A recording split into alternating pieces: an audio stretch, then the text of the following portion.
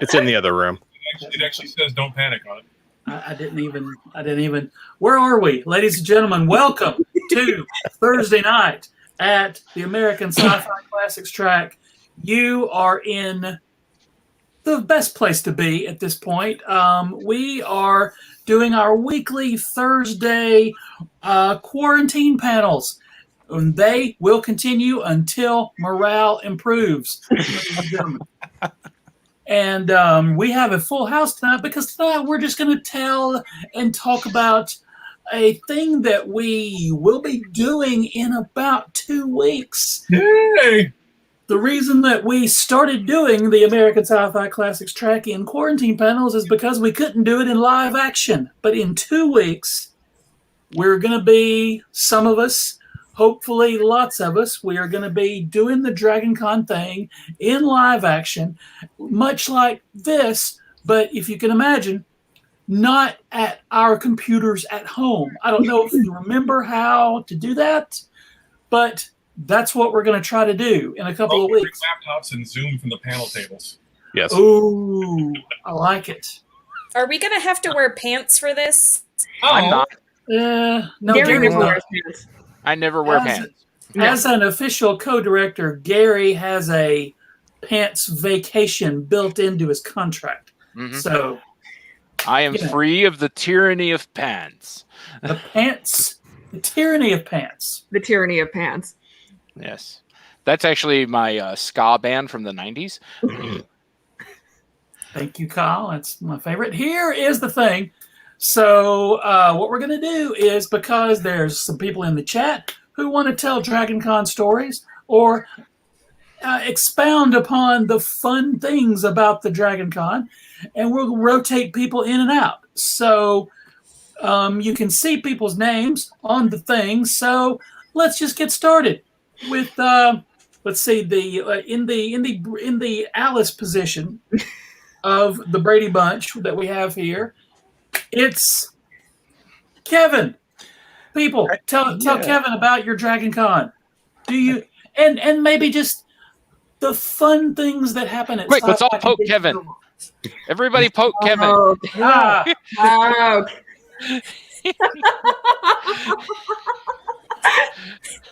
You know, I feel like I'm more in the Cousin Oliver position. Yeah. I feel that way all the time, whether I'm on one of these Zoom calls or not.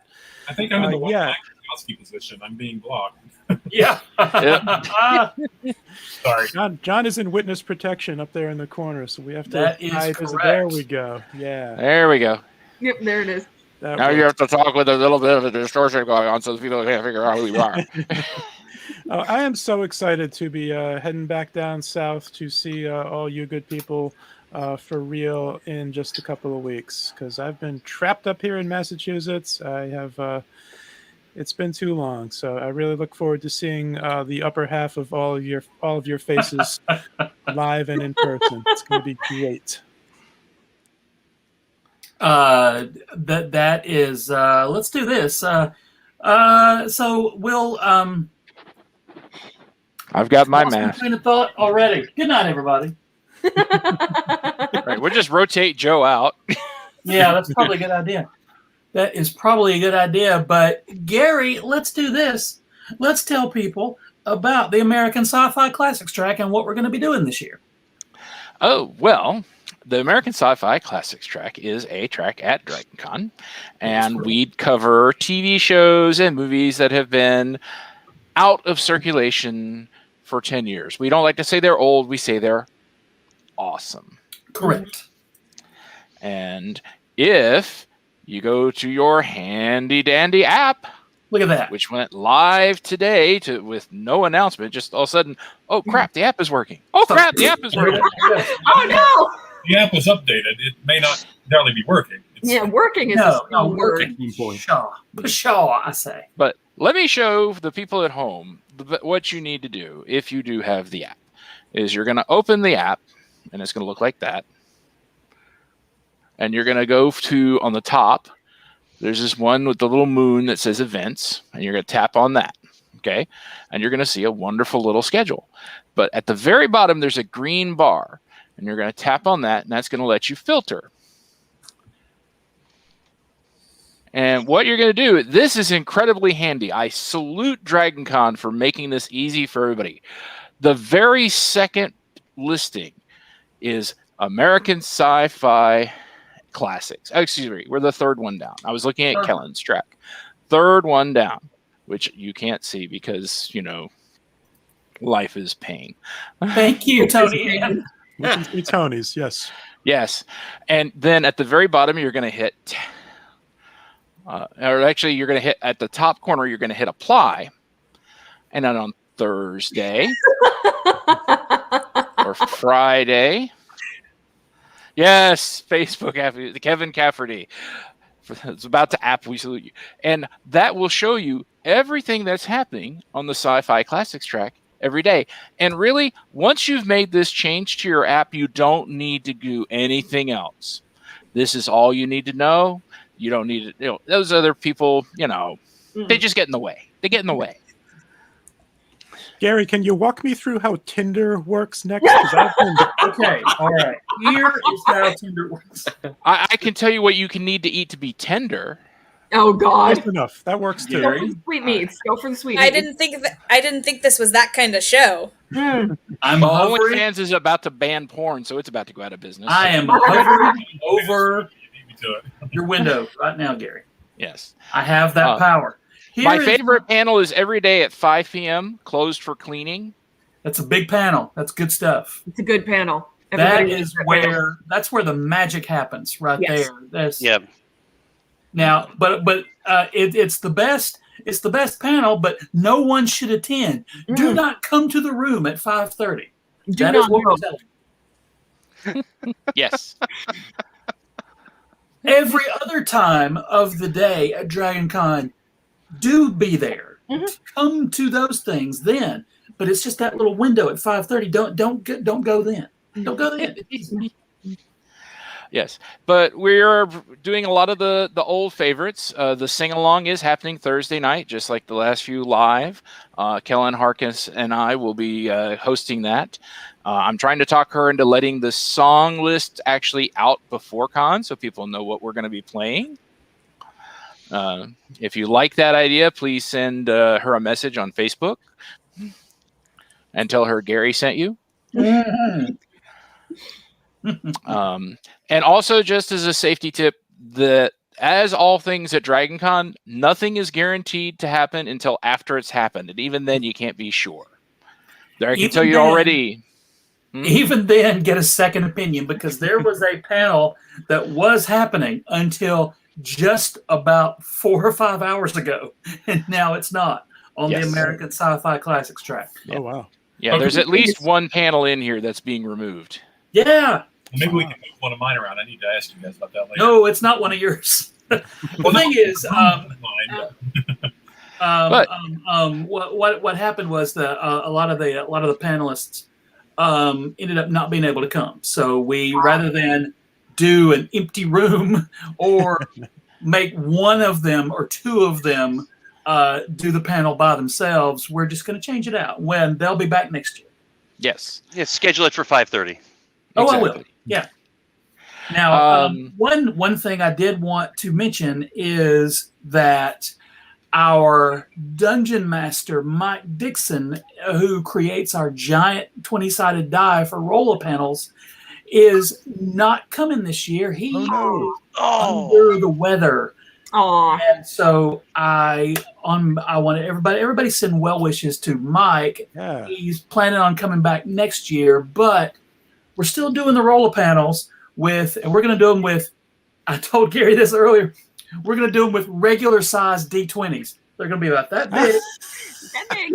And so instead of having the giant D20 that I roll and I clearly know where it is, it's obvious, I'm just going to be chasing tiny ones all around the room.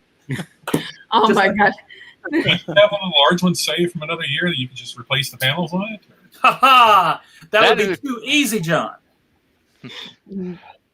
Just put. Mike. Yeah. But actually, no. Believe it or not, to answer John's question, we don't have any from previous years. We auctioned them all off for charity Yes. every year. So we're not going to be auctioning off our own personal D20s for charity. I mean, what, 50 cents? I don't know how much it's going to cost. Hey, if you want to buy my regular D20 for like $20 for the charity, you go right ahead. We are going to have things that we can auction and raffle for charity this year, thanks to some people on this panel and some other people. And if you have things in your attic or in your closet that you want to get rid of, bring it to Dragoncon, and we will give it away as prizes and that kind of thing.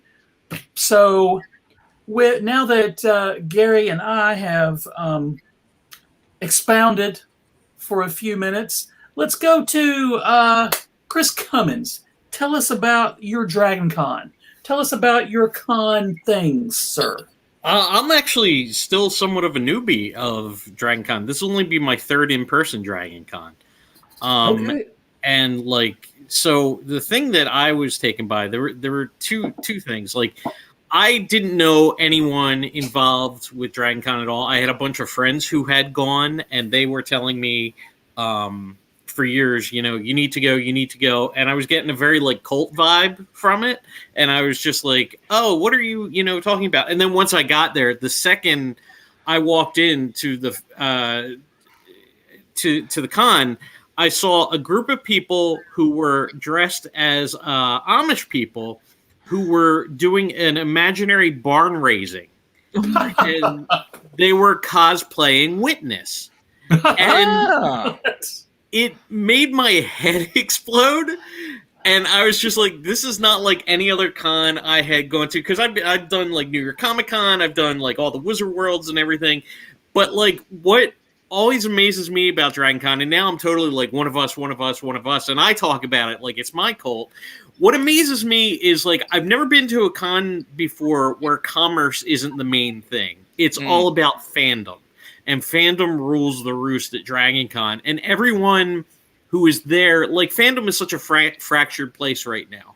And what I love is none of that negativity, except for the past couple of days on the message board after they Oh yeah, tell me about announced the new rules. With the exception of that, Dragoncon is such a positive place and such a happy place. And it really, in a lot of ways, it's completely restored my faith in fandom. And I didn't know Gary or Joe at all. And I contacted them about 2 weeks before. And I was like, hey, I know about this stuff. I write this stuff. I'd love to be involved in some way. And I think that first year you had me on 3 or 4 panels, sight unseen. And I am forever grateful to you guys for doing that. And just seeing this con and what it is and the purity of it and how much fun everyone has with it. And it really does feel like a second family to me. It feels like everyone is just completely on the same page. And for a while, it is just an escape from the shit show that is everyday life. And that is what I love about Dragoncon. It is just so pure and so much fun. And I just want to tell everyone in the world, forget other cons. This is the best con out there. Nothing else even compares. Chris, you had so much to teach us about Billy Ocean music videos. And we are all eternally grateful for that. Yes, thank you. Yes. Yeah, and that is something Joe and I've always kind of prided ourselves on, however you say it. English, me no good. We've always been prideful of the fact that we will, hey, you seem like a decent person, and we'll give someone a chance. And 99% of the time it pays off, and then we get Darin. Oh, dang. What? Shots fired. No. Oh. Hey, Here we go. Monsterama's coming. Monsterama's coming, baby. Oh yeah, and I'm your boss that weekend, baby. That's right. Yeah, that's happening. And what I like about Atlanta, the Dragoncon scene, is that other conventions have just popped up all around it. Monsterama is just a few weeks after Dragoncon, and you're going to see a lot of people that you're also seeing on the Classics track. You're going to see those guys doing nerdy stuff there too. Mm-hmm. And and with those cons and with the kind of stuff, not to hurt myself, patting ourselves on the back, with the kind of stuff we're doing every week, con stuff isn't something you have to put away at the end of Labor Day weekend. And nerd stuff and nerd community stuff is something you can do all year round. That is what we have wanted to bring to the nerd experience. So let's talk to Darin. As I just smacked him around a little. Fine, let's talk to Darin. Yeah, because I was going to leave, but yeah, if you guys want me to talk first, you can leave in a minute. I'm gonna drop it, and then you can. No, it's so some of you know that I was at the first Dragoncon, and I took a hiatus in the middle there. You know, having a kid will do that to you. But Sure, yeah. I was at the first Dragoncon. I think I went to 4 or 5 of them at the beginning. I've been back for I think it's 6 years, 7 years, something like that. And I have got about.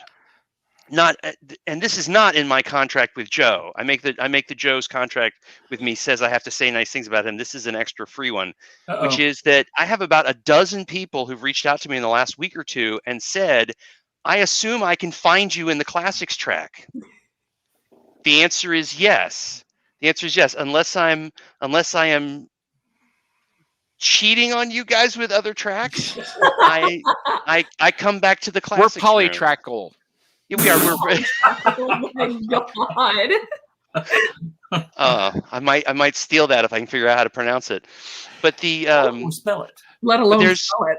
Yeah, but there is. Yeah, I'm doing some work for another track. But I've got these people that just they've heard me say, oh, I'll be in the Classics track. I'll be hanging out with Gary and Joe and the gang, and that sitting in the audience or trying to sit in the audience. Joe and I have a similar experience of sitting in the audience, which is. I want to say something. Yeah. Darin and I both have agreed that we don't do audience. Yeah, Look, if I'm in a track room, I'm performing. Look, guys, come on. I don't want you to treat me any differently, but come on. Well, Joe, I believe there was one convention that you and I went to where we ended up taking over the panel. We did. There was a convention in Tennessee with our friend Bethany, Hypericon, and no one who was scheduled for the panel showed up. So me and Gary said, "Okay," and we just climbed up on the behind the panel table, and we just did a whole thing with zero preparation. Nice. How is that different than a normal Classics track? Oh! Hey, there's a reason. There's a reason we go with "winging it" as one of our catchphrases. But I also do want to give a shout out to Darin that one of the best panel experiences I have ever had was with him at Monsterama, where we were supposed to be doing a panel. I forget what it was even on originally, but we ended up spending an hour talking about the Outer Limits off the top of our heads. Yes, and at the very end, no, go ahead, Gary. No, you go ahead. You tell it. I was actually going to tell that story. I was thinking about it because at the end of the panel, one of the audience members, he kind of leaned forward and he leaned on the chair in front of him and he goes, "Wait a minute, did you guys just make that up off the top of y'all's heads?" And Gary and I both went, "It's our superpower." Yeah. One of my favorite things that we have done, there's a zillion, so I'll table one of those. But let's go to John, up 2 internets away from me. Tell us about your Dragoncon related experiences. Oh, where to start? Well, I wasn't at the first Dragoncon. My first one was in '91. I came there to see Mike Jitlov. The first year. Well, I think he was there a couple of times. But I was at the Worldcon in '86, which is sort of, I guess, it wasn't really a proto Dragoncon, but it was the same hotels. And then they started bringing me in as a guest in '95 because I did all that stuff with Joe Straczynski and Dragoncon is like second home, for me. I mean, it's homecoming weekend because Yeah. there are so many strange things that have happened over the years. It's like, there are times I wish I could go back in time and talk to my high school self and say, you're not going to believe some of the stuff that's going to be. It's like, there was one year I was at a party and I'm having a big political discussion with George Takei and Walter Koenig. We're all dressed up like pirates and we're all waving barbecue ribs in each other's faces. And I stopped and I looked at myself. It's like, how is this normal? Dragoncon,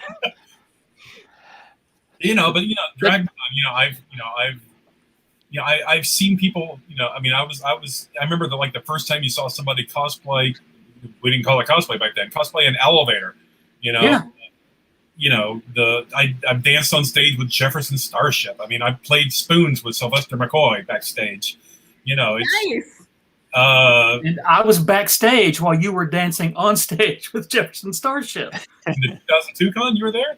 Yeah, I was there. Okay. Oh, I don't think I knew you then. You did not. I had. That's a whole other story. You continue. Because I was just remembering. I remember, John Tackett was up there, and that was before he had, the massive weight loss and everything like that. Yeah. But I remember, when Dragoncon was one hotel. Yeah. I remember when the masquerade was the number one thing to do every week at every Dragoncon. Oh yeah, and I snuck backstage and then snuck up onto the balconies over, in the ballrooms and videoed it from up there. And now, for the last few years, I haven't had time to go to the masquerade. Well, yeah. With me this year, I've got a standing party that some friends have that I'm always committed to. We'll sometimes watch the masquerade and heckle it, which is always a lot of fun because especially if Peter David's not hosting the masquerade, he's up there with us heckling it. So. Exactly. I feel like I don't know who I need to speak to. Well, I guess I do know who I need to speak to. I feel like Gary and I should be the hosts of the masquerade at some point, but. When all the actual celebrities can't do it, once they go through the entire list. One year, I almost helped start a riot at the masquerade. Oh, neat! Because years ago in college, I did a project called "The Empire Strikes Quack," which is an audio of Duck Dynasty in the 24th and a half century, and it's all synced to Star Wars footage. Well, one year, and I think it was 2002, 2003. Somebody in the masquerade ran that instead of the duck. Oh, oh no! It's still a Duck Dodgers, but not a Dragoncon Duck Dodgers. So, people started revolting, and then they started realizing what was going on. They started cheering, and everybody, But for a minute there, I was like, "Oh shit, what have I done?" That is funny. All right, well, let's rotate Darin out and bring in one of our backstage pals. Yeah. Everybody wave bye to Darin. Bye, Darin. Bye, Darin. Stop everything. All right, Darin, we'll see you in a little while. Yeah, we're ringing you back. We have room for one or two. Let's we'll bring in Jeff. He's been waiting. Hey, Jeff. Burns, hello. Tell everybody who you are, Jeff. Hey, everybody, I'm Jeff Burns. Sorry. I'm the creator host of Super Geeked Up. It's a geeky improv comedy show that we do at Dragoncon and online, and I'm also an author and filmmaker and some other stuff. So tell us about a Dragoncon experience. Tell us about your Dragoncon things. What do you do? I do. Well, unfortunately, I guess I am polytrackle. Is that what you said, right? Yes, polytrackle. We're getting that on buttons. I'll wear one. I will absolutely. I will wear that button. Let me see. I think I can get them done before Dragoncon. I'm going to write that down. Y'all continue. See, this is how cults form at Dragoncon, by the way. This is exactly how they happen. Oh, God.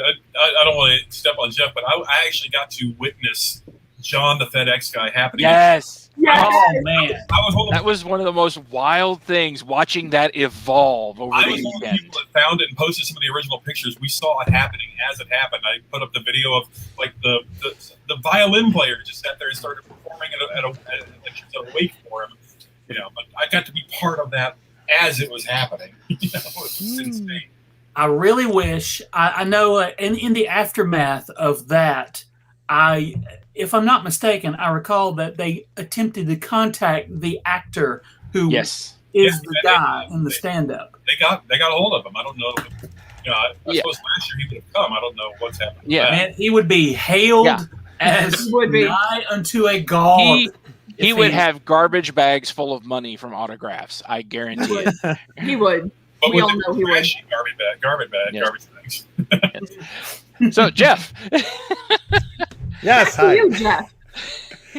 I came into Dragoncon 4 years ago to do my Super Geeked Up show, which I was doing at a bunch of different cons, but then I kind of got a bunch of different tracks. Kelly's track at first, and all different tracks. So I do that. I do some role-playing game, like improv comedy shows, which are a lot of fun, and just fan panels, and I moderate some of the celebrity panels sometimes if they need me to. So I'm kind of all over the place. Actually, I'm setting my record this year for I got 16 panels, so that's nice. Previous record of 15. I still got a ways to go for Gary's, like 30 something. He told me, but. Those are rookie numbers. You got to pump those numbers up. 30 something technically is, we're in the room. That's exactly. He's a track director. I feel that's not the same. It's our room. I do cheat by putting myself on panels that I have no business in being on. Oh, I've done that. Yeah, but I've been on those with you. It's good to be here. Yes, I'll echo your guys' comments that Dragoncon's my favorite one, and I've had the cool opportunity to meet a lot of the big ones like San Diego Comic-Con and New York and Fan Expo, and everybody would tell me like, oh, you gotta go to Dragoncon. It's so amazing. It's different than anything else. And I'm like, okay, I believe you, but how great can it really be? And then I went the first year. I was like, oh, I get it. I totally get what everybody's saying now. Totally understand it. And I feel like it's something you can't like totally get unless you actually go, right? Like I could kind of intellectually get it, but not fully emotionally get it until I actually went the first year. A lot of people that I've talked to, they've heard of it, but they think, oh, well, there's so many people. I don't know if I can handle it. And I get, so having social issues with, I get being around tons of people. I mean, that's a problem and for a lot of people. And I get that. That's not what I'm saying. What I'm saying is find a spot and just hang out there. Like, say, for example, the American Sci-Fi Classics Track Room. We have regulars who just come to all our things. Now, the thing is, there's literally, when I say at the panels, there are 800 other things you could be doing. That's a low number. Mm-hmm. There's tons of things you could be doing at any time. So the fact that people at all come to our panels is a tribute. We thank them every time we see them because that's just cool. I'm still shocked people show up. Yeah. It's like, have you met me? Oh yeah, last year. Oh, and you came back. Yeah. It's something, and I've talked about this on my podcast. We've talked about this, and I think it's the attitude of the Classics Track is we're so concerned with how do we make this fun. We're not just going to take this subject, but we're going to have these people who know this stuff and also know how to deliver it to an audience. And I take that responsibility seriously. And we've talked about how the most valuable thing you have is your time. And especially at Dragoncon, now you have your 4 days, your 5 days, and that's it. And there's 1,000 things you could do during this hour. So that when I'm on stage, when I'm in that Classics Track room looking out at the audience, and I see those are people in that room who looked at their schedule and looked at dozens of things and said, I'm going to be here for this right now. And I'm looking at them, and they're looking up at us on the stage. And this is Dragoncon. This is their Dragoncon for this hour. This is where they've chosen to invest their time. And so I feel like I owe them a great panel. And I think that's the attitude of everybody that works with you folks on the Classics Track is we are here to deliver a great show all weekend. It's because I have been at Dragoncon in some of those panels where it's just like why am I in this room? You don't like what you're talking about. Why should I like what you? Or you see and now let me show you slide 743 on why this haircut is actually a political statement. And it's like, what are you doing? or panelists who just talk to each other. Like for the entire panel. And we're just, what do you think about that? Well, let me tell you. And it's just an hour of us watching other people talk. And I think Gary and I and all of you guys have seen enough of what you don't want to see. So we don't do that. Mm-hmm. Joe, can I just say, sorry, also the types of panels that you do, like the roll-up like things that are not just your things that I hadn't seen on any other tracks. And that's what got me, as someone who has come to conventions, was the roll-up panel. I was like, oh, that's a cool thing. Like, I've been going to, all these panels all weekend, and like, this is like just this cool new thing. And then I realized there were so many other cool things at the Classics track, and it just made sense to be there a lot. Well, I appreciate that. And to be fair, there are lots of cool things throughout Dragoncon. Oh, yeah. But, yeah, absolutely.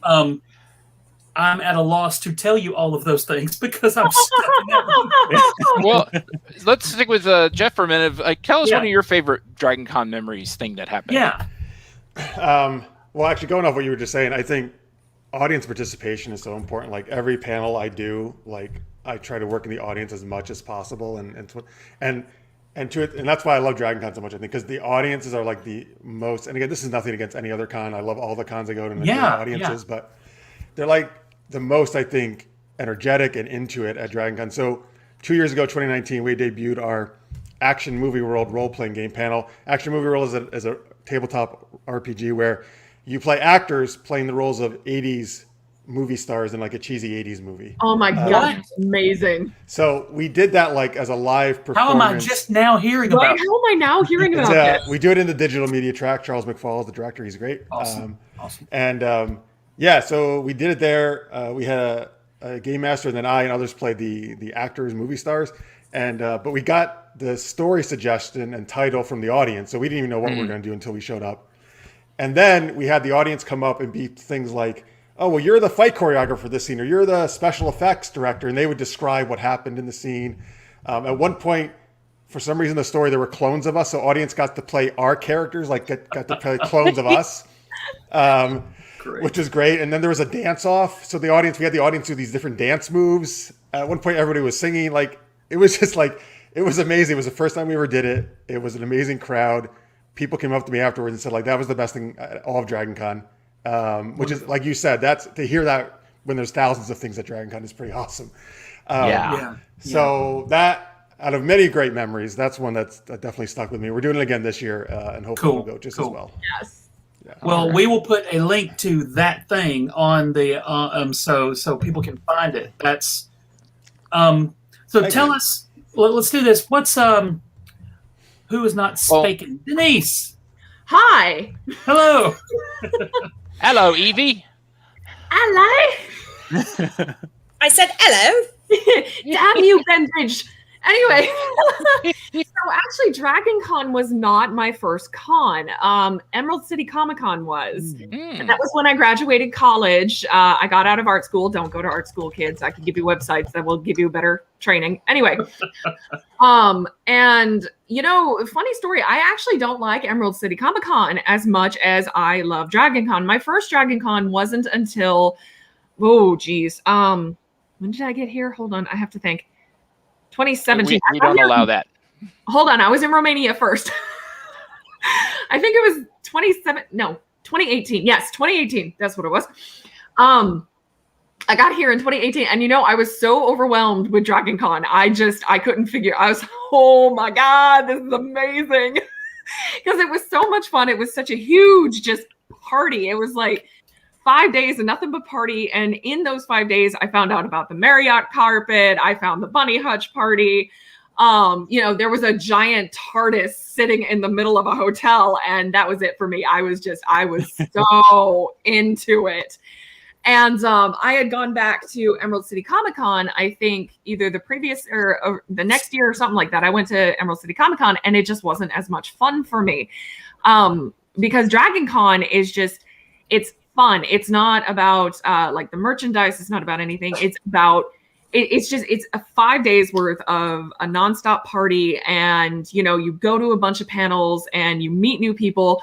And, you know, but the funny thing is I don't think I met you guys until I started doing the weekly Podioplex with shipmate Michael. And That's right.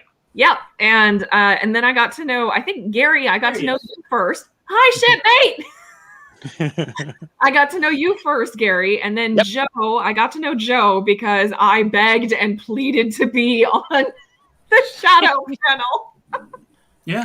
Yep. And honestly, I know it wasn't Dragoncon like in person, but that is one of my favorite memories from Dragoncon, that I got to be on the Shadow panel, because I'm not like your typical pop culture nerd. Like I don't mind the Marvel universe. I'll watch the movies and everything, but they're not my superheroes.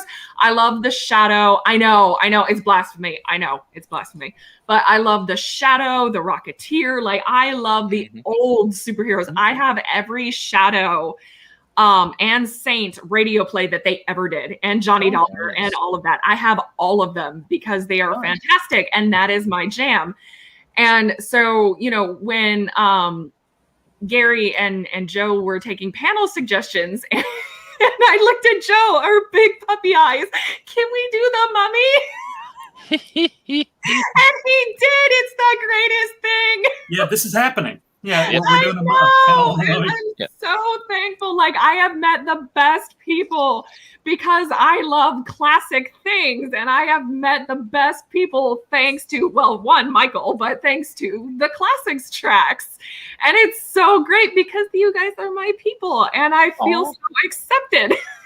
Except from you, Gary, with Mars Attacks. Oh my God. No, that was one of the highlights of virtual Dragoncon for me last year. I think was meeting Denise, because we met on that Shadow Rocketeer panel during virtual Dragoncon last year, and yeah, we've been friends over the past year now since last virtual Dragoncon, and I'm looking forward to actually seeing you for real in a couple of weeks. I'm so excited. It's gonna be. I can't tell you. I am so looking forward to being standing up and defending the Dungeons and Dragons movie on your panel. Denise and I are going to Sci-Fi Court together this year. That's right. It turns out that Denise and I are in the same state. We are. Of denial? Well, yes, there is that. Yes. And also Alabama, which is the same thing. It really is. It is. And yeah, we're swimming up. We've got the paddle. You're south of me, aren't you, Fultondale? Yes. No, he's right above you. See, he's there. You're there. One internet north, but hey, Joe. Hey, Joe. I'm hovering over the remove button, Gary. Are you hoovering? Are you hoovering? Eric, I can't. Wow. That is another favorite thing from Dragoncon. Look, I have. How are you going to do that in person? Yeah, you're not going to be able to do that. I'm going to figure it out. Somehow I'm going to figure it out. Wait, no, you know what we need to do? We need to get you one of those big vaudeville sticks with the hooks on the end. The big cane, yes. I like it. I'm just saying. Or I could bring back a giant dinosaur mask and put that on somebody to shut them up. We totally need to do this and do classic track squares because we have enough. We do. Yeah. Oh, and Denise gets the Paul Lynde position. My God, I do. Oh my God. So boot camp, don't ask me to sing it because I don't remember the name. I don't remember the words anymore, but boot camp, I had to sing the Brady Bunch song for my detachment before we graduated. That was the only way they let me graduate. Oh, God, for a second I thought you said, I thought you said boob cam, not boot camp. Yes, I heard that too, and then I realized that's not how the Navy works. Again, they're shutting down OnlyFans. I mean, parts of the Navy work like that, if you ask nicely. Right. Maybe that's how. Maybe that's how the Navy works in that Village People song in the Navy. Young man. All you have to do is watch down Periscope. Yes. Thank you. The most Thank accurate you. submarine movie ever. Yes. Speaking of accurate submarines, welcome aboard, Mr. Falkner. Yes. Somebody get the bosun's whistle. Somebody get the Yeah. bosun's whistle. So tell us about Michael. yourself and your DragonCon memory. About myself. Well, I do so Aside much. from introducing us to her. Right. I'm a writer and podcaster and all that stuff. You heard me say it before. This will be my run out of fingers on my hands 12th year of DragonCon. And a lot of it has been spent on this track. And that's been part of the fun, really, is just like Denise was saying, like there are no guilty pleasures on this track. There's just things that you like and things that everyone else likes that you haven't heard of yet, or that aren't quite your jam. And so that's Like one of the Mac best and things. me. I'm looking at you up there. But yeah, I was going to say Here's let's the not blame me for that, because that's not one of my And jams. let's not bring the panel down, Gary. We'll talk about Mac. We're all having such No. fun. Why Okay, bring people, Mac and you me? have to help me. You have to help me. They're showing it again. Please, for the love of God, someone help me. I know you, Gary, over there. You put me on the panel for 2 years in a row of watching Mac and me. Well, yeah, that's Two why I live years in blame a you row. for us. That's why I blame you for us showing it. I blame Chris for bringing it back. Yeah. I feel 'Cause like we're kinda doing here. This year, because we're back in live action, we're kind of just doing a few greatest hits. And Why are we and doing also Mac Mac and and me? Me. That's Yeah, not and greatest. also Mac and Me. Gary, Joe, don't you mean greatest shits? No. Yes. Yes. The crazy thing about Mac and Me that I always tell people is that if you've seen the famous clip that Paul Rudd always shows on Conan, it's another hour and a half like that. Yeah. And to be fair, as bad as you've heard Mac and Me is and all the terrible things you've heard people say about it, it's worse. Oh my God, it's so much worse.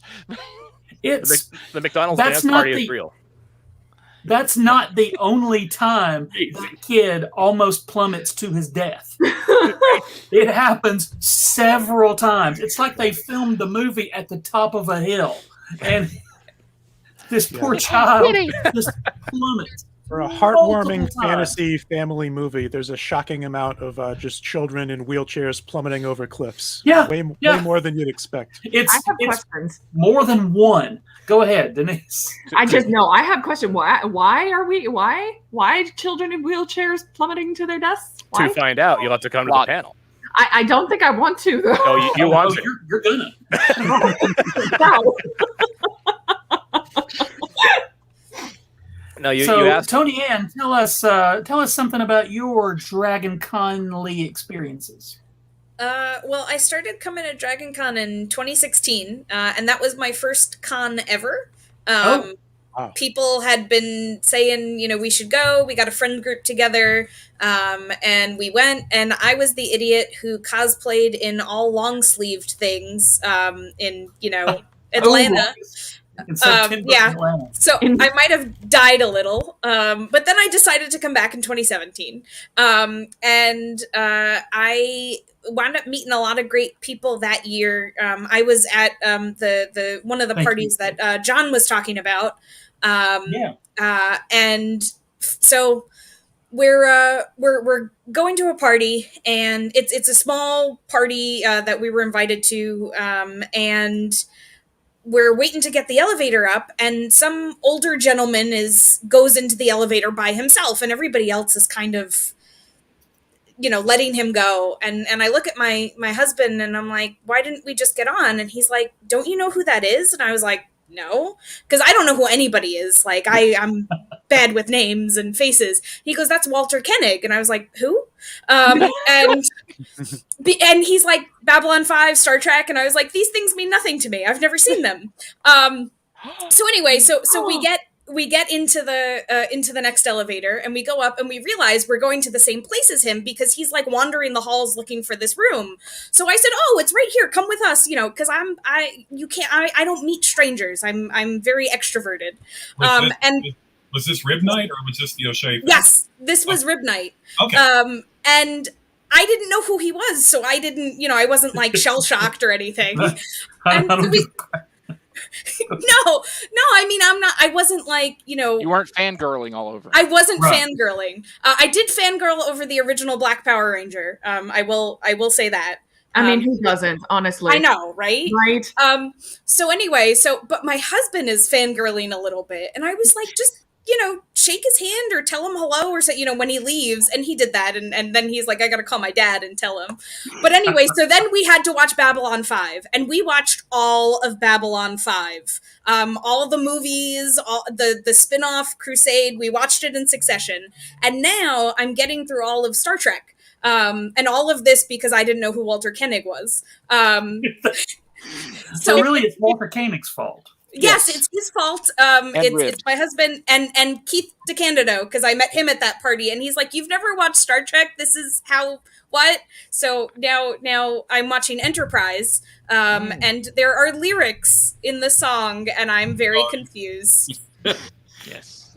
I told Tony, I told you this a couple of days ago. The lyrics to that song are wonderful, and I will redshirt on that hill. Yeah, but at least you're not having to listen to the lyrics to Star Trek. Oh God. Oh, I've heard those too. Those are great. And, they exist. Roddenberry wrote lyrics to the original Star Trek theme so that he could get half of the royalties. Yeah, he wanted money. That's why. Let's be real here. In fact, the very first con I went to was in Florida. I think it was called MegaCon back in the early 90s. And one of the first things I bought at a con was a cassette of sci-fi TV theme songs. And that's on there. And I might still have it, but of course, the interweb has it now. But that thing is now I don't know if Nichelle Nichols is the original singer. She might be, but it's great. And by great I mean great. But that's one thing I miss. Speaking of go ahead. No, that's one thing I miss about conventions is it used to be that you had to go to conventions to see all this crazy stuff. I mean, yeah, you can find on YouTube now in 20 seconds. You had to go to a convention to see the Mike Jitleff stuff, to see Bambi versus Godzilla, or even fan films, or even like the Babylon 5 things that I did for Joe. I mean, for years those were only shown at conventions, either him or me, and now they're up on YouTube, and of course I don't get to do those panels anymore. Yeah, well, yeah, that was the thing when there was a time before the YouTubes when the only way you could get a show, for instance, like a Manimal, was some enterprising dude put it on a VHS tape and sold it to you for money, and I bought it. Just like I bought the Star Wars Holiday Special, and I can name 10 other things that are now on YouTube. But I have bought many a bootleg VHS. Yeah. Yep. All right, and so Joe, let's rotate Chris out and bring in Sue, who's been very patient. Oh yeah. Let me see. We will see you at Mac and Me. Is that a threat? Right. Well, Sue is not amongst the options for me to choose. Hey. Come on, Sue. She was there. She is not amongst the options. 1, 2, 3, 4. Oh, you know what? I think there's not even any room in the waiting room for Sue. Okay, Sherman, here's what I'm going to do. Okay, well, now there might be room. 8, 9. Yes, there's room now. Sue, go. Chris left. Come on, Sue. Sue, hurry. Anyway, while we're waiting on Sue. I did want to share a con story that happened right outside of the track room, actually, because this is one of my favorite Dragoncon stories, and it's track adjacent. I'm standing outside of the track room. I'm wearing this awesome scarf right here, this screen accurate, well, almost screen accurate, because my wife does amazing things. Full length fourth Doctor scarf.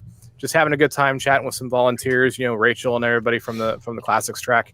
And this woman walks by, stops and looks me directly in the eye, grabs my scarf and says, "Hello, sweetie," and moves on. And it took me a second before I realized, oh my God, that was Alex Kingston. You know, funny story. Funny story. I don't know, the 2019, the last con before Stupid hit. I cried when I met Dr. Donna. I cried straight up. I cried, and her handler was so sweet. He, I had paid for the photo, but he actually handed her because every handler and the actors, they make up a code between them. He actually handed her the ACE card, which got me the full package. So I got her autograph. I got all of the pictures, and she was the sweetest thing ever. She's so, she's so short. She's much shorter than I expected her to be. She's my favorite companion. And I hated the fact that, she left Tennant's run after he was done. And she was the sweetest thing. She's like, "Oh, darling, don't cry. Are you all right? Please no, because you're the best." I think the scarf incident was. Go ahead. I was gonna say, I think the scarf incident was also the same year that Peter Capaldi bombed in on the Planet of the Apes panel. Yes. Gary, tell us that one. One of my celebrity photograph opportunities. Apparently, Peter Capaldi is a huge Planet of the Apes fan, and our track room is on the hallway where they will, trying to get from point A to point B. We're very lucky that way. And we were doing our Planet of the Apes panel. We had 2 Planet of the Apes cosplayers, and Peter Capaldi sees them.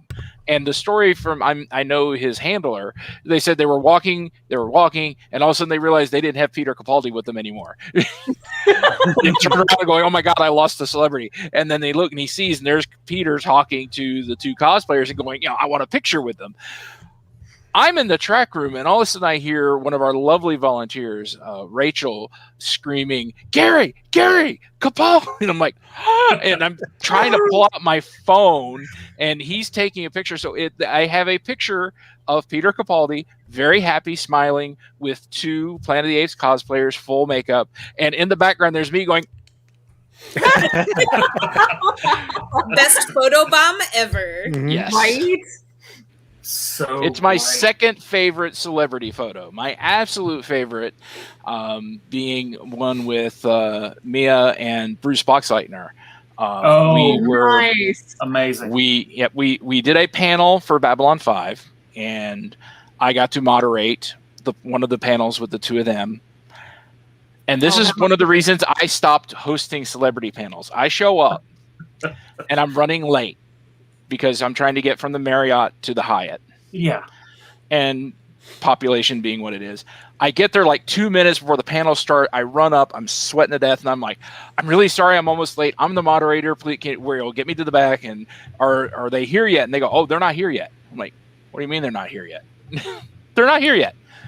So I get run up on stage. I spend 10 minutes just talking to this crowd, room full of Babylon 5 panel people. They're not there to see me. No. And I'm like vamping and killing time. It was like 20 minutes. Oh, wow. It turns out the guy who was leading me up, it was their first year, and they got lost in the back tunnels. Oh. And then finally they arrive, and so I was like, "Oh, thank God, the real celebrity," and pass over. And then about 5 minutes into her Q&A, Bruce Boxleitner is a genius. The man knows how to make an entrance. He kicks open the back doors at the back of the room. Nice. Walks in and yells, "Hell of a way to run a space station."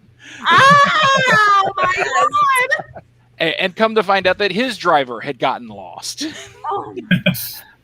So they come up, they do the rest of the panel. They let the con is gracious enough to let them go about like 15 minutes over to make up the lost time. And then at the end of it, I get my picture with the 2 of them, and you can still see the panic in my eyes from the 20 minutes of "they're gonna kill me." I got to tell this story. That's not the one I was going to say, but one of my favorite Babylon 5 stories of Dragoncon was the '99 con. That was the year I did the video with the Phantom Menace, which went over gangbusters. But when it ended, Claudia Christian stood up on stage and started screaming, Hudgens, get your ass up here!" And she brings me up on stage, and it's like audience. It's like, everybody applaud him, and then she turned to me and it's like, but you made Mira cry. Apologize. Hey, So Sue's am here. am I the only person kind of hoping they might get Brendan Fraser into the con at the last minute? I must be the only person Sure. who's hoping that. Oh, Yeah, maybe. He was supposed to come to GalaxyCon in Raleigh, and he had to cancel like 2 days before because of filming stuff. But they wound up doing some live Q&As with him and some other stuff. A friend of mine, he's her dream man, and so she did it. She was like crying the whole time. Good times. Well, I want to extend a great welcome to one of the rock stars of the classic track, our good friend Sue, the official timekeeper of all Roll a Panel panels. Yeah. Hi. Happy Gene Roddenberry's 100th birthday, everybody. Hey! We are not going to play that terrible, terrible lyric song, though. No. We are now. Oh, no. Yeah. Man, why'd I have to open my mouth? So Good job, tell people Nate. about yourself and a favorite DragonCon memory, Sue. Oh, you guys know me. Anybody watching this knows me. I make everything about Star Trek. That's what I do. Favorite DragonCon memory? Okay, here's a memory of like the first crazy random happenstance that happened to me. My very first year, I was doing a different podcast, one called Anomaly, and with a bunch of people I had never met before. And that continued for several years. So like you would have probably heard me talking about it at a DragonCon. And so like blogging and writing and collaborating with a bunch of people I'd never met in person and sometimes only knew by screen names. And literally I'm at the parade talking to the people next to me and I notice a badge name of the person I'm talking to. And I said, wait, are you this person from Anomaly? And they were like, wait, are you Sue from Anomaly? So like just by chance, I was talking with somebody I had been working with for the last 6 months. Nice. Wow. Yeah. Lots of ridiculous things happen at DragonCon, but that's the first one. That's when the magic became apparent, you know? I'm kind of hoping Top Gun guys and the Spartans come back this year. I think Kind of hoping. high chance. There's a The Top Gun guys were great. They are so much fun. I hate that movie with every bone in my body, but they are fun. I put out the word on the DragonCon cosplayers Facebook page. Check the app for panels, and if you are cosplaying as that thing and we are doing a panel, please be there. So, because oh my gosh. Oh, I love the one year we did the Back to the Future panel and put that call out, and we had like 60 Marty McFlys. It was great. Oh, yeah. I always poll costume people top of the panel. Is anybody in costume for this subject? Come on up front and get a big group photo. It's great when people turn out We like did that. a panel on She-Ra, and Nice. we had many She-Ra cosplayers, including a dude, which was excellent. I remember that Back to the Future panel. We not only had all the Marty McFlys, we had an older woman come as a woman handing out the Save the Clock Tower flyers. Yes. Yes. The flyer. That's great. No, I know DragonCon, or I know the cosplayers, like the regular cosplayers, are fantastic. There was one lady a couple years ago. She was doing a Tyrannid out in I think it was Ooh. Riot.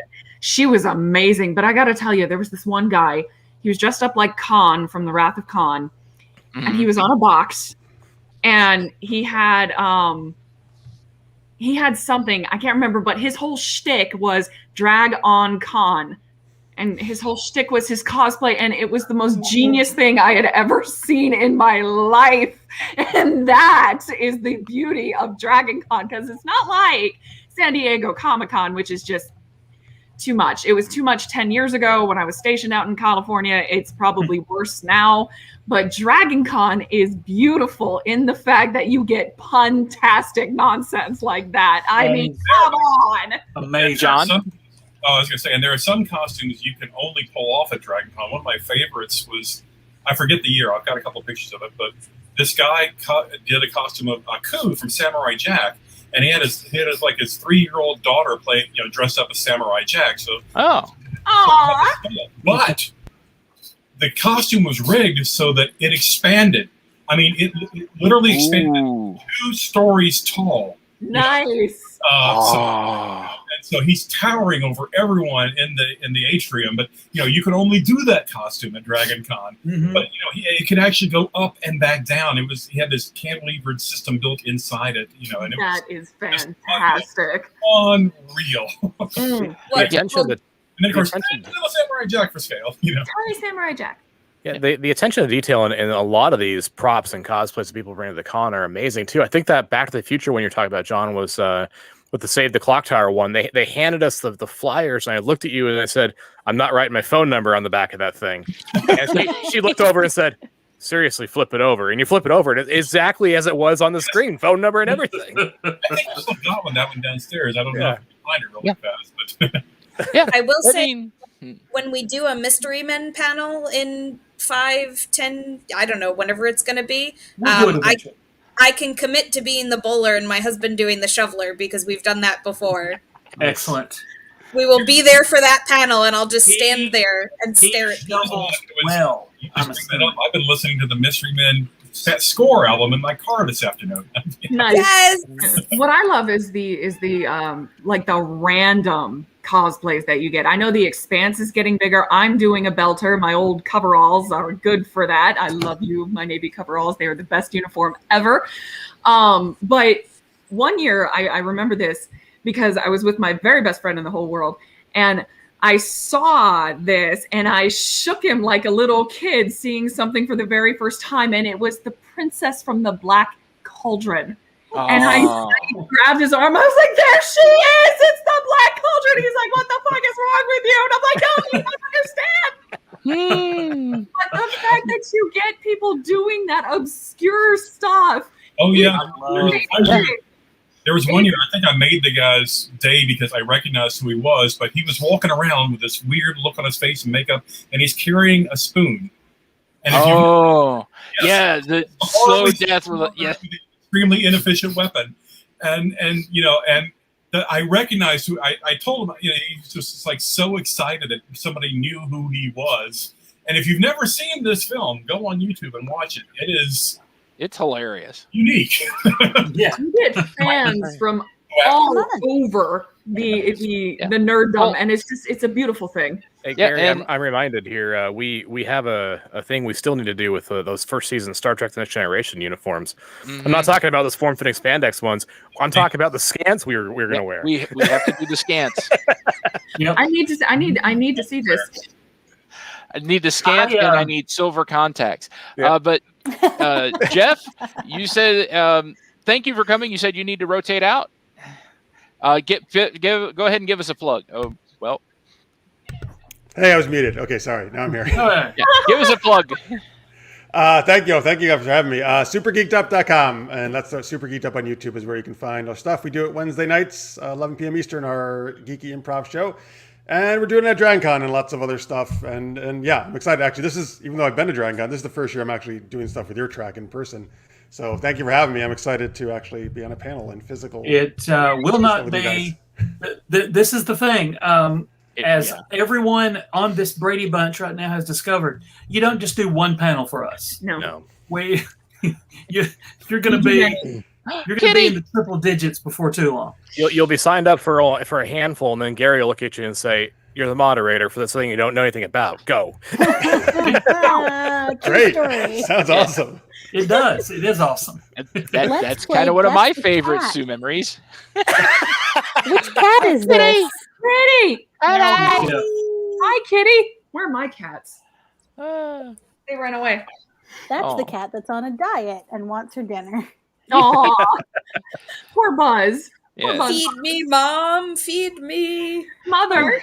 You do. But I know that I've told this story before, though. That's one of my favorite moments was walking out of a panel and looking at Sue and going, "By the way, you're moderating." And her going, "What?" And then 2 months later, we get the app feedback, and one of the people's comments was how horrible a person I was because I'd done that to her. And that is the reason why I prepare for every panel like I'm going to be moderating it. Yeah. Oh, The smart plan. One of my big anxiety moments, you guys, was when you're like, "Oh, we're gonna do the roll-up panel, and we're gonna tell you what's on it until you get there." Like, no, you can't do this to me. No, do not. Yeah. I need to we've watch told 20 you what's films gonna in a be row. on Go. this year yet, have we? What's that? I don't think we've told you what's going to be on them this year, have we? Mm-mm. No. Nope. Now you see my anxiety kicking back in it. It I can is see that one vein start popping in. these moments where I'm so Like- happy that I watch ridiculous old movies. Yeah. Remember No, the year here's that the I thing, watched all of Xena in a month? I love yeah. Xena. Yeah, and Like 2 When days I before heard that you DragonCon, we're going to tell Michael what's on the roller panel so he can watch 20 movies in 14 hours. And I remember when you and I believe Tegan, our friend Tegan, did that, Sue, and all I could think I of. did that. Yeah. Oh, okay. Well, Tegan, I think maybe watched something else, and my only thought was, why did you do that? Because we had Well, you to see- talk about it, Joe. You Right. see, It's unlike not- us, Joe, they believe in being prepared. Right. I guess I'm just depending so much on something I watched a couple of times 15 years ago for See, most of Joe. my panel information. So, And I'm the guy who's rotating on Disney Plus through the Disney afternoon stuff. Like, right, oh, exactly. God. Now we have Tailspin, we have DuckTales, we have all of the stuff that Yeah, we used to watch as finally. kids that we can rewatch so we can be prepared for the panel. Look, We look, are honestly, undoubtedly always on panels where someone in the audience goes, okay, but what about in this one episode, 5 minutes in, when this thing is purple? What do you think that means? And we're like, eh? I think it means you pay too much attention. Right? I think it means that the curtains are just blue, okay? They're just blue. it's just a Sometimes. television show. We should all just relax. Like No how Gargoyles, the No Gargoyles relax. panel a couple years ago became about gun control for like 5 minutes. Oh, What? God. That's It's gargoyles. because there was a single episode where they dealt with it. And Oh, so geez. they bring it up, and it was a panel moderated by a New Yorker in the South. So I changed the subject as quickly as I could. Yeah. And that's another thing. I think Gary and I think everybody agrees with me. We ain't got time for real life political discussions. No. That's not what we're here for. We ain't about that. We ain't Um, about that. I want to talk about Xena and She-Ra and Automan and things like that. And It's how they relate to our real life political Exactly. exactly. All right, Joe, rotate Darin back in. He has a story. Okay, and I also want to rotate Sherman in. He has not gotten a. There's Sherman. Hello. All right. Sherman, I have something for you, and it's Yes. over there. I'll have the money. I'll have Yeah. the money at Decon. Okay. I have something for you. Hold on. How do I? Does this make me go away? Okay, I'm no. not wearing pants, so I'll be right back. Hey, it's the Gary No Pants Party. No Gary- Pants Gary- Party. Gary, It's the spreading Gary like a No virus. Pants Party. Deanna's MVP. invited. I am. You can't see it. I am wearing pants, but Like a virus, Gary. It's over 100 degrees, and pre-war buildings in New York City don't have air conditioning. All right. They do Okay, not. you have an excuse, Gary. What's Gary, what's Yeah, your seriously, Gary. Yes. Some things Son of cannot a- be contained. That is beautiful. that bus has honor? Oh, yay! Yay! Awesome. All right, so Yeah, Tony, this is- thank made you for bad coming. We're decisions on the gonna internet. Bye, we're gonna Tony. rotate you out to get. Bye. Tony, we will now just to be fair, this is not us. I'm not sending Tony to the drab room like I send Gary. Tony gets to leave of her own volition. Yes. Look, I have no control over this room color. This is all Joe. I'm striking my heels 3 times and going home. we're sending you to the court. We will see you soon. I hope you don't Bye, end up in Tony. Kansas. Boom! She's in Kansas. All right, and we're bringing in Darin. There. Hey, there he is. All right, everybody, stop talking about him. Dang it! I've been watching on Facebook the whole time, Falkner. Hello, Sherman. Oh, how are you doing? by the sir? way, Hello, Is Darren. it recording this? Oh, hello, Yeah. Mr. Sherman. Yeah, sure. Is there Sherman and I are anybody going to have here? a conversation. By the way, is there anybody here? There was a comment earlier about Darren's Ralph. No, it's Sherman's Darren? turn. Sherman's been waiting Sherman, you patiently. go. Tell us Okay. something, Sherman, about your DragonCon experience. Let's see. The first year I attended DragonCon, I was a runner-up for the Star Wars trivia contest. Oh, That's did no you mean lose to feat. Chad Shonk? No, who Continue, was it? I don't continue, remember. Sherman. I don't remember, but the guy that won a Jar Jar Binks piece of memorabilia, and I Oh. leaned over to him while I was sitting on the panel and said, "Did you win? Really?" Yeah, Of course he did. dodged the bullet by coming in second, Sherman. Yeah, majorly. Oh God, ooh. So, Terror Dog and a Dragon. Oh so my- anyway, so Sherman, what do you usually do when you come to the Dragon Cons? Where do you go? What do you do? I usually go to the Star Wars panels, but I also go over to the Westin, to the writers meet up, because a lot of my friends are urban fantasy writers there. One of my Oh, oldest cool. friends, you may know John Hartness. He's Oh, yeah. Oh, sure, usually sure. hanging out Yes. in the Westin bar there. So yeah, that's why I usually end up going. And that's when I first went John's a there. That's why cool I went, dude. 'cause I didn't know. So I didn't know anything about it. So I was just trying it out, and I went there and hung out with him a good bit of the time. Too, nice. So. I work for him now. I'm one of his copy editors. I was Nice. I'm aware of that. Kitty. Kitty. This is Kitty the second. Come here. Give me your face. See, this is part of what's great about DragonCon is that I went to another convention in July. I bought a book from one of the authors there that I did a panel with because I thought he was cool on the panel. Bought his book, and Joe Crowe is in the acknowledgments. Oh my God, you have the Save the Clock Tower. That's amazing. Yes. Yeah. On the Oh, flyer. John. Oh, there it is. Yes, very good. I saw it the other day, but yeah, if you look, it's actually got the. Oh, Here it is. Darren, what So book is good. this? I'm in the acknowledgments. That's great. Yeah, I think you were in the acknowledgments. Yeah, we'll talk offline. Oh, it's, Oh, it's that kind of book. Yeah. I want to be in. I want people they're to shutting acknowledge down me as much as OnlyFans. possible. How many? Now it's only Darren. Yes. Only Darren's. Hey, I'm gonna start a Cameo account. So, guys, Oh, here's something, gosh. and we should probably get off here. But who cares? So again, they're shutting down. Freezing. Oh wait, what did I just say? Yes, I did it. Okay. So what's do you guys have a favorite place to eat food when you get a minute to eat food at the Dragon Cons? John, Uh, Viva. Cranberries. This year, no, I do not. Yeah, right? Yeah. I usually hunt down food and just shove whatever food that I have in my face at the moment. Yeah.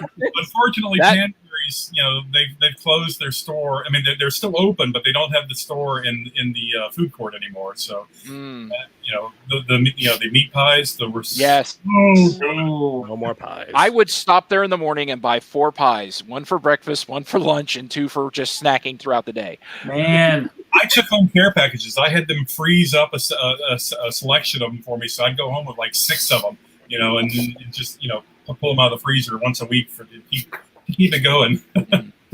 Where I was will this? say, need though- Well, no, they don't. There's another place near downtown where they still have their store, but it was called Panberries. It was right next to the cookie place. Yes. Mm. It was between them and the firehouse. Yeah, it was a couple that had moved to Atlanta from South Africa, and they started up a meat pie place. How did I Like, never mm. see this? I Where's need It to. was only there for like a year, maybe 2. You can still Yeah, buy yeah. this other like food farmers market kind of place. I mean, it's near downtown, but it's not like walking distance, like food court walking distance. Right. I'm gonna have But to find this place. Yeah, Yeah. in the Favorite food was my court. brother's place. Yeah. I will hit Farmer's Basket a lot because it's actual vegetables. I mean, more or less. Um, So, but for me, it's like the thing I find myself eating eating most often is the 2 a.m. $8 cheeseburger under the escalators in the Marriott. Heat lamp Marriott. No. Oh no. No. Oh, I've done it. Because I've I done do panels, and then I was like, I should have eaten like 6 hours ago. it 6 hours ago. Right. Because once you get started, if you got some back to back, and Gary and I both are like this, we're like, well, I might as well just stay in here and do another panel, and then all of a sudden it's 6 hours later. All of a sudden it's Monday, and we never. I haven't eaten for 5 days. I remember my first Dragoncon Sunday morning. I woke up and I was sitting in my room and I'm like, I can't do this right now. I need to eat and I need to not be around people right now. That was the first experience I had ever had with complete emotional and sensory overload. Like complete. The last time I experienced anything like that, I was getting out of the Navy and they were down 5.5 vials of blood and I was passing out and the nurses were like, just press her arms. It'll fill. Jeez Louise. It was the same exact feeling, minus the tunnel vision. I still remember I think it was in 2000 when I went, when Dairy Queen used to be at the corner where the Asian place is now. Mm-hmm. And they did a holiday weekend special of 2 hot dogs for $1. Oh, wow. And like on Sunday, they were just like, please, for the love of God, leave us alone. No more. I went to. No, go ahead. Oh, well, I was just going to say, I've had so many great meals at like the Benihana or the Brazilian Steakhouse, which is just up the road. And of course, those are both gone now. But if you look at, hopefully, they've not closed up, but the Metro Cafe and Diner, that place, Yes. Oh gosh, They're great. a good meal if you've not eaten there. It's good old fashioned diner comfort food. Yeah. Yeah. In 24 hours. These two and I have eaten there post-con. Oh, and the matzo ball soup is so good.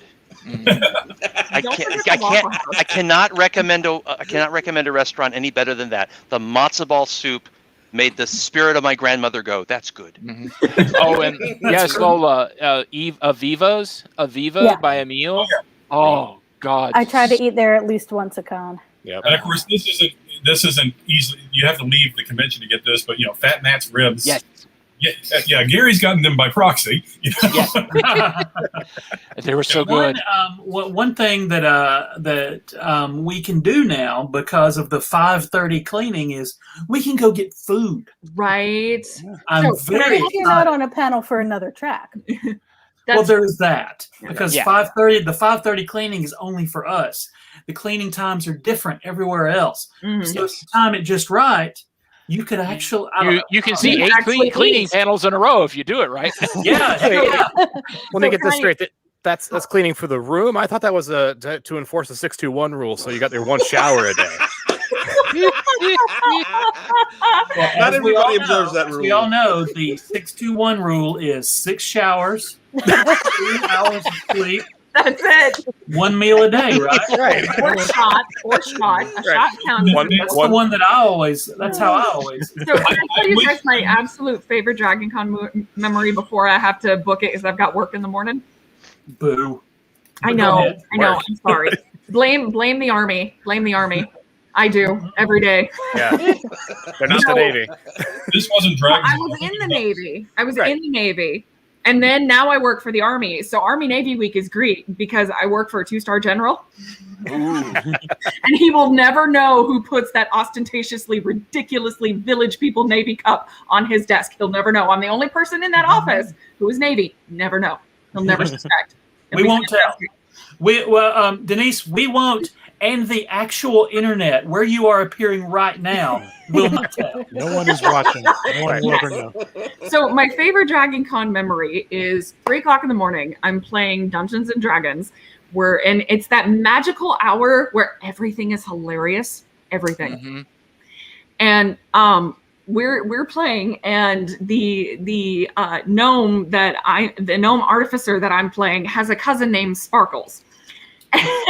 And we are trying to remember, for some reason, I'm doing this in my Alameda voice.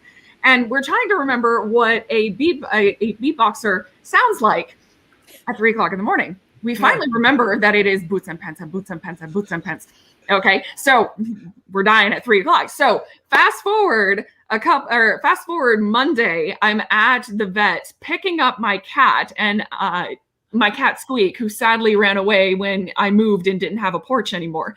And the vets stick 2 kittens in front of me and say, you need to take them or they'll be euthanized. Well, they're not going to be euthanized. So I'm sitting here going, what am I going to name these cats? Well, one of them has little white stockings. And the only you named them Pants. The only thing, I swear to God, I look at these little white stockings, and the only thing I can think of is boots and pants and boots and pants and boots and pants and boots and pants. So now I have boots and pants, and if I get a third cat, I'm going to name him Pockets, because girls love pockets. That is amazing. That is my favorite Dragoncon story.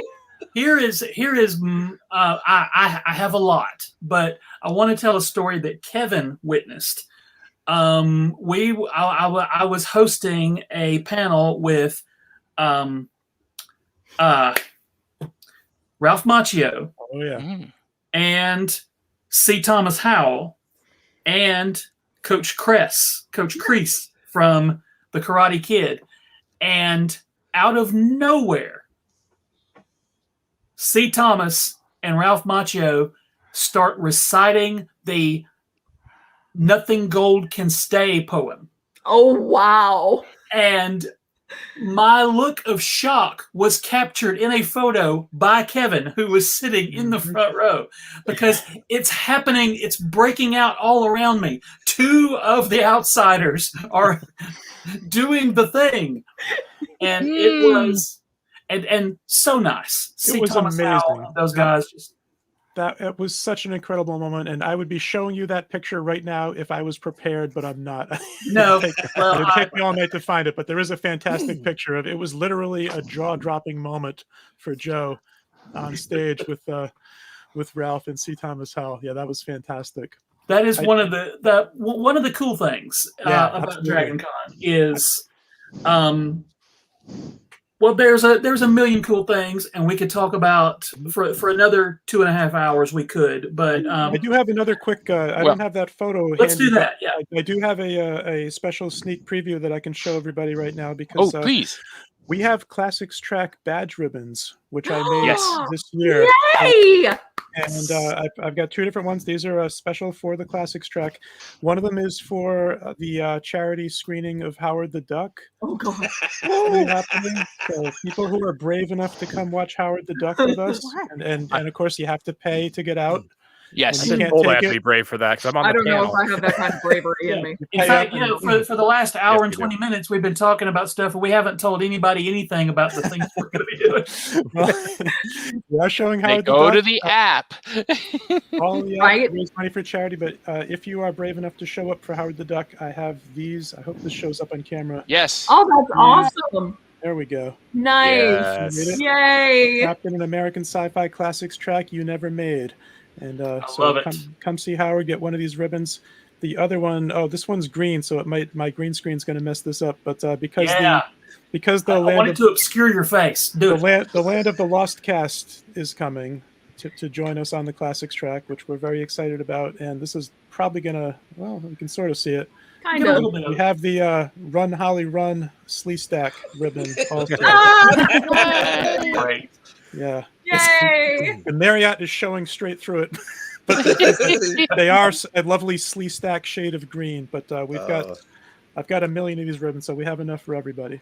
Yeah. I have something for the Classic Track too. Ooh. It's across the room. So hold on. No pants, no pants, no pants, no pants, no pants. No pants dance. It's too bad. It's too bad the Captain Tennille never did Slee Stack Love. Yeah. Somebody Madison on the Matricular internet. Roberts, if you're watching, we need that. Someone on the internet has already made this, haven't they? Nobody for 30 seconds. As soon as you speak it comes into existence somewhere on the internet. Yeah. All right. Well, waiting for her. I have one of those only a DragonCon kind of stories. This doesn't involve anybody famous, but this was just 2 years ago at the Puppet Slam, we did a sketch called Elmo's World, where Kathleen David made, I love it already. She made a puppet of Elmo as Hellboy, and then we also had John Constantine and Azrael and Crawley and stuff like that. But a bunch of us, me and Kath and some friends from Einstein Simplified, we pre-recorded all the voice tracks, including Helmo was voiced by one of the guys in Einstein Simplified. And so we had to rehearse all this because, we're all performing this at the Puppet Slam to a pre-recorded track, and she didn't have the puppets ready until like the day before. So we find this isolated, not really a cubbyhole, but this isolated little alcove in the Hyatt, way up in one of the international towers to start rehearsing.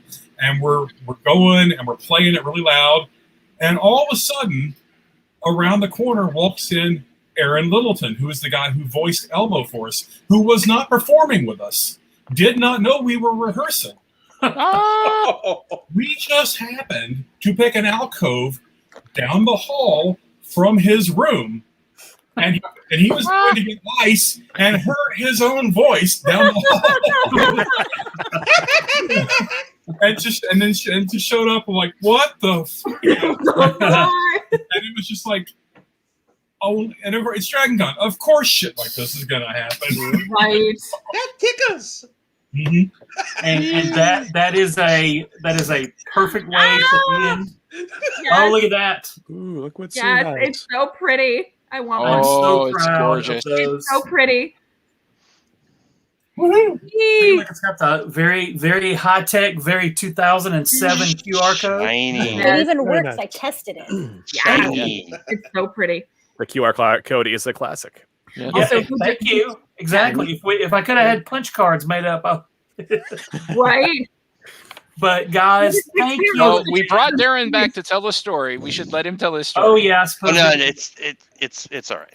Tell the story, Darin. Tell us. Tell the Tell us, story, Darin. Darin. Sorry, Darin. Tell Tell us, us, Darin. Darin. Come on. Tell All right, us, so Darin. Gary, I interrupted Gary earlier because Gary has this tick where every time he sees Ralph, he makes me do this. So I am standing outside the Classics Track in the hall talking to some people, and Gary is there, and this person walks down the hall, and he's like 7 feet tall, right? So he's looming over us, and he comes over and he goes, "Is that the puppet?" And Ralph starts being all snarky and everything, and Gary comes up and goes, "Tell him Ralph's favorite joke." And Ralph's favorite joke goes like this: "Ask him." Sherman. I don't think Sherman's heard the joke. Sherman. Oh yeah, let Sherman do it. Sherman. Yes. Hi, welcome to it. Hello. Ask him if he's a ventriloquist. Are you a ventriloquist? No, he's an asshole with a puppet. Oh my god.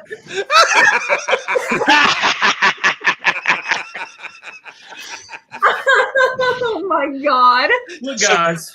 So Gary makes me tell that joke to everyone, including the guy who plays Chewbacca. Yep. Yes.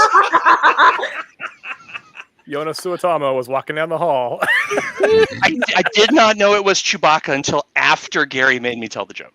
Yeah. We just thought it was this really, really tall guy. Yeah, it didn't occur to me to think, is that possibly the guy who's playing Chewbacca now? We Apparently, forgot yes. that the green room was nearby. Right.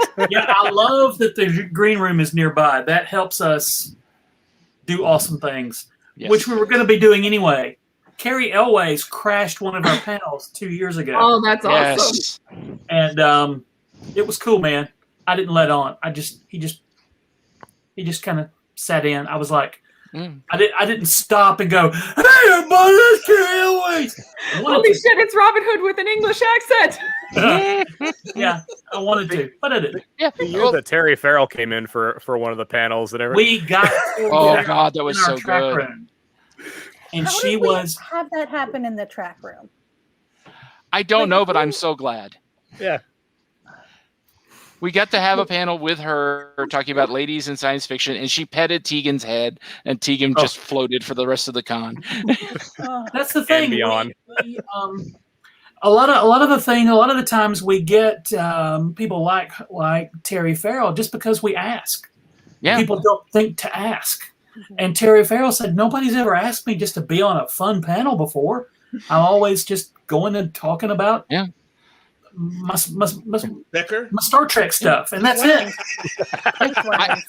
I got to be on a Don't talk about match game Becker. panel with Sylvester McCoy, and I kept going, this is my life. This is my life right now. Yeah. This wasn't on a panel, but sometimes it's just, it's one of those, this shit only happens at DragonCon. There was one year I was I wanted to have breakfast at the lobby hotel, the lobby restaurant in the Hyatt, and it was packed. There was a waiting list, there was a line, and the waitress was like, "Oh, sir, we can't, we can't put one person at the table. We need to fill, you need to have someone with you." And I'm like, "It's just me." And this guy behind me goes, "That's okay. Put him at our table." Frank Gorshin. Oh my God! Wow. Frank Gorshin basically made me have breakfast with him. Okay. Sure. Why not? Yeah. You got to have I'm not breakfast going to with be the able to Riddler. eat now, but It was great. We sat and swapped stories. He told stories, I told stories. And it's just because when he heard that I sort of gotten to know Ray Bradbury, he was like, "Oh, tell me more," kind of stuff. So cool. But it's cool. Only a DragonCon, Yeah. And who knows what's going to happen this year, Exactly. Yeah, right? I mean, people are going to be so happy to see other people. Who knows what's going to happen? Well, I know that Denise is coming to Howard the Duck. He's not going to Howard the Duck? No. Look, Denise, Join us.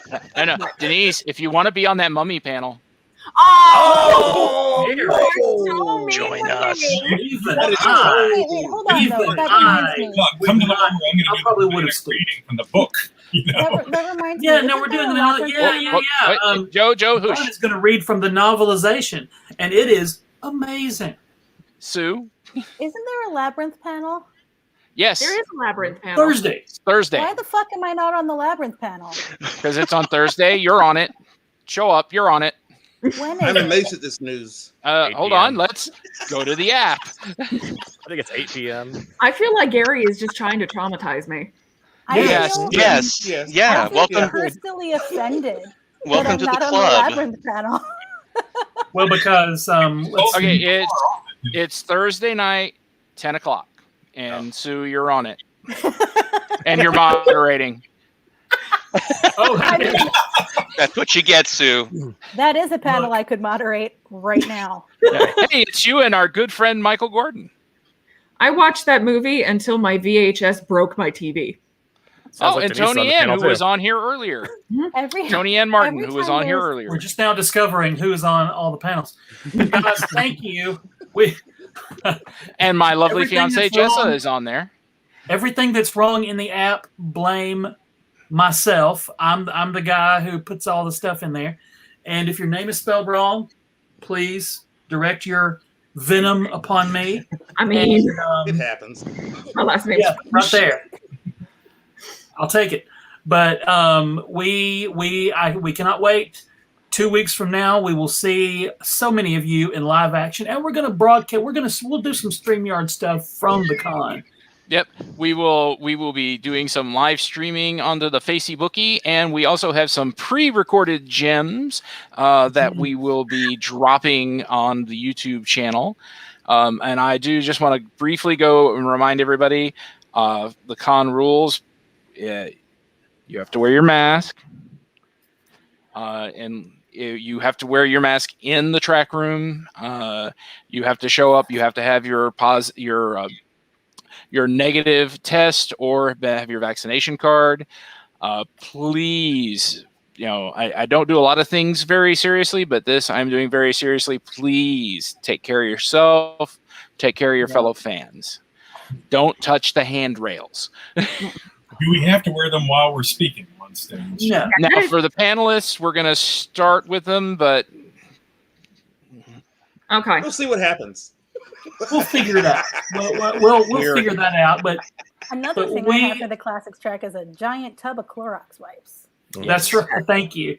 But our goal is for everybody to stay safe and have fun. That is 100% why we're doing this, or we wouldn't be here. We would not come. And if you're worried about your mask matching your cosplay, Etsy is a wonderful place. It will match anything. If Etsy was like one person, I would have put a new pool in their backyard. For real. Because of all the things that I've bought over the last few weeks. But T-Public guys has masks too. Yeah. Who does? T-Public. There we go. I now have a mask with my face on it. Yes.